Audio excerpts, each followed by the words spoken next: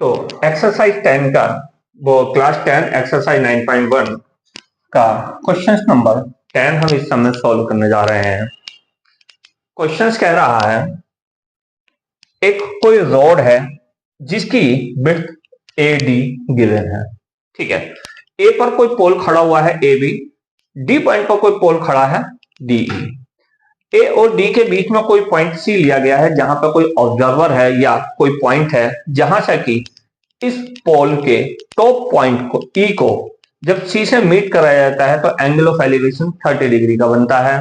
इसके साथ ही जब C से पॉइंट B जो कि टॉप है AB पोल का, इस पॉइंट पर B पर C से जो एंगल ऑफ एलिवेशन है वह कितना है 60 डिग्री का है। पूछा गया है A C के बीच की डिस्टेंस फाइंड करो, C D के बीच की डिस्टेंस फाइंड करो, और साथ ही यह मेंशन कर दिया है कि दोनों की जो हाइट है वह इक्वल है, h है, दोनों पोल्स की हाइट इक्वल है, h है, h भी फाइंड आउट कराइए। बहुत सिंपल है, राइट एंगल ट्राइंगल है CAB, इसके अंदर हम एंगल गिवन है, हाइट भी फाइंड करनी है, बेस भी फाइंड करना है, तो हम इसको एज्यूम कर लेते हैं x। कितना एज्यूम कर लेते हैं हम x। तो चलो पहले एक x और h में यहां से रिलेशन बना लेते हैं। यह कितना बच जाएगा 80 माइनस x, क्योंकि यह मेंशन कर दिया गया है यहां से लेकर यहां तक की जो डिस्टेंस है 80 मीटर है, दोनों पोल्स के बीच का सेपरेशन 80 मीटर है। तो एक तो x और h में यहां से रिलेशन बन गया, एक x और h में यहां से रिलेशन बन जाएगा। दो रिलेशन दो इक्वेशन मास्टर हो, सॉल्व कर लेंगे। चलो देखते हैं। देखो, तो इन ट्रायंगल BAC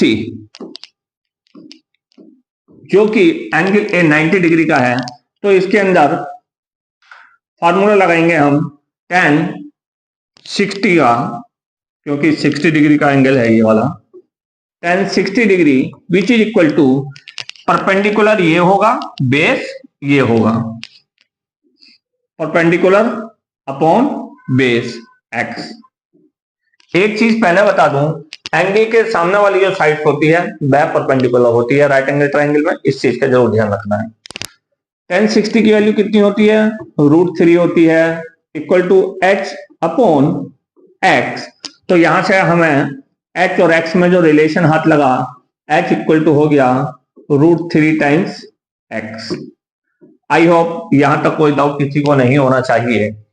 इसके बाद अब आ जाओ राइट एंगल ट्रायंगल CDE में।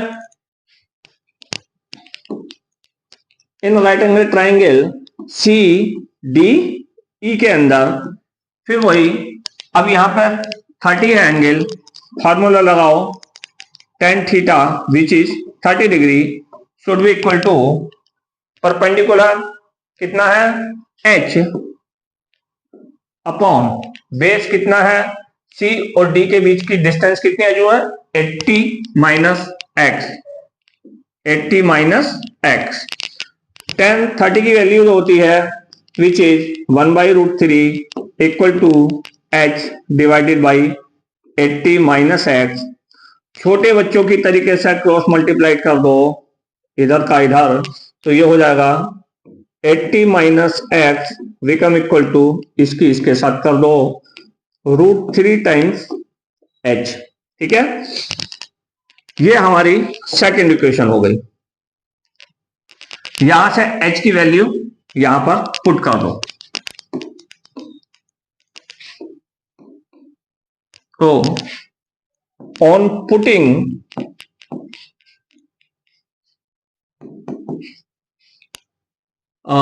h इक्वल टू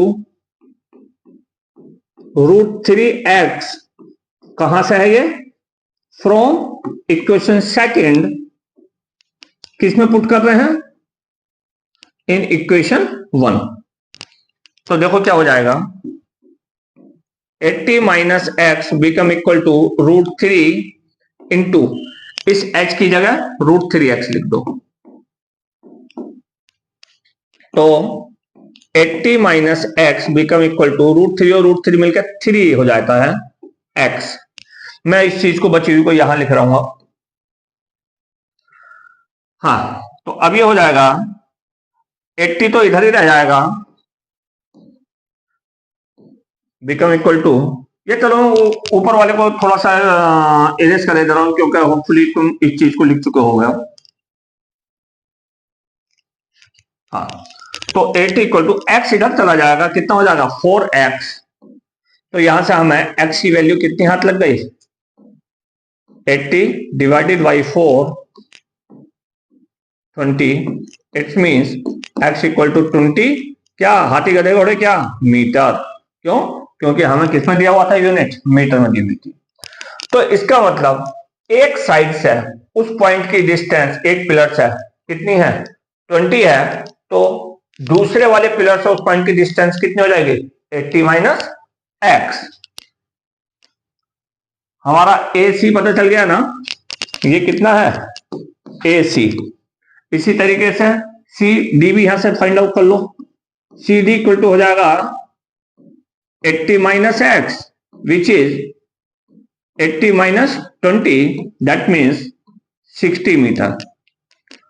तो वह जो पॉइंट है दोनों पिलर से कितनी कितनी डिस्टेंस पर है, एक पिलर से 20 मीटर पर है, दूसरे पिलर से 60 मीटर पर है। यहां पे हमें पता चल गया। अब हमें बताना है इसकी हाइट कितनी होगी। बहुत सिंपल है, देखो इसके अंदर x की वैल्यू पुट कर दो 20 मीटर, किसमें, इसमें